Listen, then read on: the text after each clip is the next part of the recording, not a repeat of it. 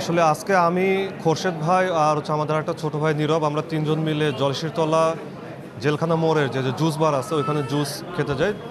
তো জুস আমরা খেয়ে যখন বের হওয়ার পর হচ্ছে একটা ছেলে এসে হচ্ছে ডাক দেয়। তো ডাক দেওয়ার পর হচ্ছে যে কী কারণ এরকম শুনতে ওই ছেলেটা হচ্ছে যে মারমুখো হয়ে ওঠে। তো ওর মারমুখো হয়ে ওঠা দেখে তখন খোরশেদ ভাই তার দিকে এগিয়ে এসে বলো, ভাই কী হয়েছে, ভাই কী ঘটনা কী, এরকম কথা বলতে খোরশেদ ভাইকে এলোপাথারি হচ্ছে যে মার শুরু করে। যখন তাকে মারা শুরু করে তখন আমি গিয়ে হচ্ছে ওখানে যে ওদেরকে হচ্ছে যে ঠেকানোর চেষ্টা করি। এক পর্যায়ে হচ্ছে যে খোরশেদ ভাইকে একটু সরাই দিয়ে হচ্ছে যে ওদের সাথে কথা বলতে চাই, তখন ওখানে ওরা 8-10 জন বা তারও বেশি হয়তো বা হতে পারে, তারা হচ্ছে যে একেবারে সবাই আমার উপর হামলে পড়ে।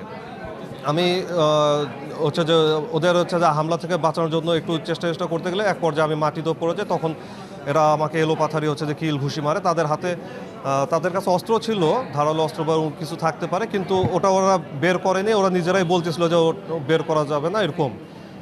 আর আমার চোখে একাধিক আঘাত লাগছে, এছাড়াও মাথা, ঘাড়ে, তারপর পিঠে, বুকে এগুলো আঘাত লাগছে। পরে একটা পর্যায়ে হচ্ছে যে আমি ওইখান থেকে একটু সরে আসতে সক্ষম হই। এই হচ্ছে ঘটনা। এখন কী কারণে তারা আমাদেরকে মারলো বা হচ্ছে যে ওরা কারা, এগুলো কোনো কিছুই আমরা হচ্ছে যে কিছুই বুঝে ওঠার কোনো সুযোগও পাইনি বা এখন পর্যন্ত তাদেরকে আমরা চিনি না। আমার কাছে মনে হচ্ছে এটা প্ল্যানেট কোনো ওরা টার্গেট করেই মারছে, এটা মনে হলো। হুট করে এসে ড্রাঙ্ক মানে অ্যাডিক্ট যেরকম হয় ওইরকম ছেলেপেলে তর্ক করতেছিল। তখন আমি বললাম যে ভাই কোনো সমস্যা থাকলে কথা বলি। ওরা কথা বলতে চাইছি যখন, তখনই আমার এই যেখানে হিট করছে, আমার মাথায় বেশ কিছু মারছে, আমি মাথা ধরেছিলাম।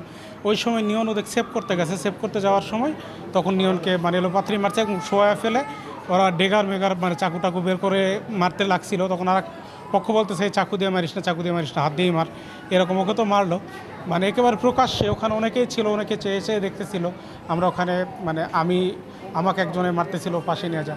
তো এই পরিস্থিতি ওখানে। তো আমার কাছে এইটা মনে হয়েছে যে একেবারে প্রকাশ্যে মারতেছে, এটা তো আইন শৃঙ্খলা পরিস্থিতির চরম ব্যত্যয় অবস্থা।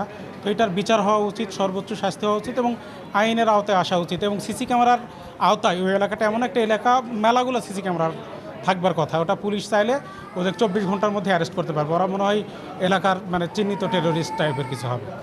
অবশ্যই করে এবং প্রতিদিন করে। আজকে সাংবাদিক দেখে আপনারা এতজন সাংবাদিক আসছেন, এমনি নিত্যদিন। এটা জলশ্বরীতলায় আজ প্রায় 10 বছর হলো, এখানে প্রায় মারামারি, লাথালাথি খালি জলশ্বরীতলা কালী মন্দির থেকে এই মাথা পর্যন্ত, এটা আমাদের দেখে অভ্যস্ত হয়ে গেছে।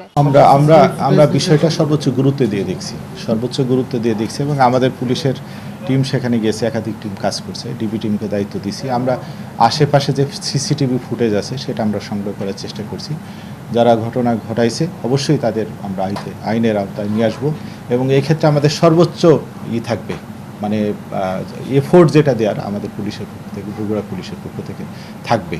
আমি আমাদের মিডিয়া অফিসার অ্যাডিশনাল এসপি সুমনকে পাঠাইছিলাম আমাদের সাংবাদিক লিওন ভাই এবং রশিদ ভাই তার সাথে কথা বলার জন্য। অলরেডি সে কথা বলছে।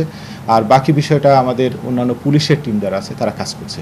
আমরা প্রত্যেকটা অ্যাঙ্গেলেই দেখছি যে কেন হামলাটা হলো, কী হলো। ওই জুস বারের আশেপাশে যে সিসি ক্যামেরা আছে সেটার ফুটেজ সংগ্রহ করব, তাদের সাথে কথা বলবো।